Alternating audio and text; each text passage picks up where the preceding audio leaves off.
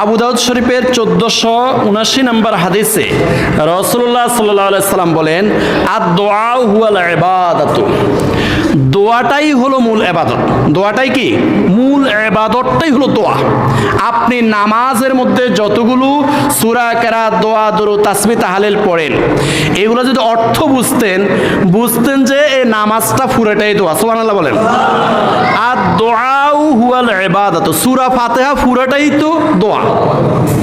আল্লাহুম্মা ইন্নী যালামতু নাফসি যুলমান কাসীরা পড়েননি? সালাম পিরানের আগে পড়েন?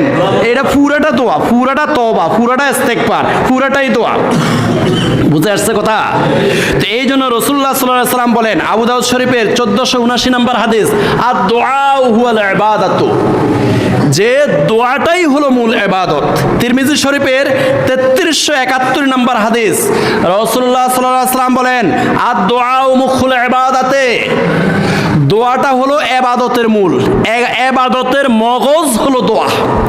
আপনি সারা দিন কোরআন তেলাওয়াত করলেন অথবা আপনি বিভিন্ন জিকির আজকার করেছেন, কিন্তু আল্লাহর কাছে কিছু চাইলেন না, তাহলে আপনার এই ইবাদতটা অসম্পূর্ণ রয়ে গেল। রাসূলুল্লাহ সাল্লাল্লাহু আলাইহি সাল্লাম বলেন, আদ-দুআ মুখুল ইবাদাতে, ইবাদতের মগজ, ইবাদতের মূল হলো দোয়া। বেশি বেশি করে আল্লাহর কাছে দোয়া করতে হবে। মাল্লাম ইয়াসআলিল্লাহ ইয়াগদাবু আলাইহি, যারা দোয়া করে না, আল্লাহর কাছে চায় না, আল্লাহ তাদের উপর রাগান্বিত হয়ে যায়। নাউজুবিল্লাহ বলেন। প্যারে হাজরিন, রাসূলুল্লাহ সাল্লাল্লাহু আলাইহি সাল্লাম বলেন, আশরাফুল ইবাদাত আদ-দুআ। ইমাম বুখারীর আদাবুল মুফরাদের 718 নম্বর হাদিস, রাসূলুল্লাহ সাল্লাল্লাহু আলাইহি সাল্লাম বলেন, আশরাফুল ইবাদাত আদ-দুআ, সর্বশ্রেষ্ঠ ইবাদত হলো দোয়া। আপনি যত ইবাদত করেন, এই পৃথিবীর মধ্যে আপনি সাবালক হওয়ার আগে পরে মৃত্যু পর্যন্ত যত ইবাদত করেছেন, যত ইবাদত করবেন, তার মধ্যে সর্বশ্রেষ্ঠ ইবাদত হলো আল্লাহর কাছে দোয়া করা। আল্লাহর কাছে কি করা?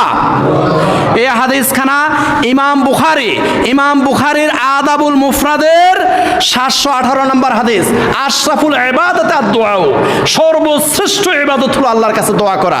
কারণ দোয়া করলে নিজেকে নমনীয় ভাবে প্রকাশ করে, নিজে যে আমি যে আল্লাহর কাছে বিনয়ী, আচ্ছা এমনি একটা ধরেন, যেমন আপনি অনেক বড় লোক, আপনার কাছে টাকা আছে, পয়সা আছে, যেইভাবে হোক আল্লাহ আপনাকে অনেক বড় কোটিপতি বানিয়েছে, কিন্তু এলাকার মানুষ যদি আপনার কাছে না আসে, বুঝলেন কিছু?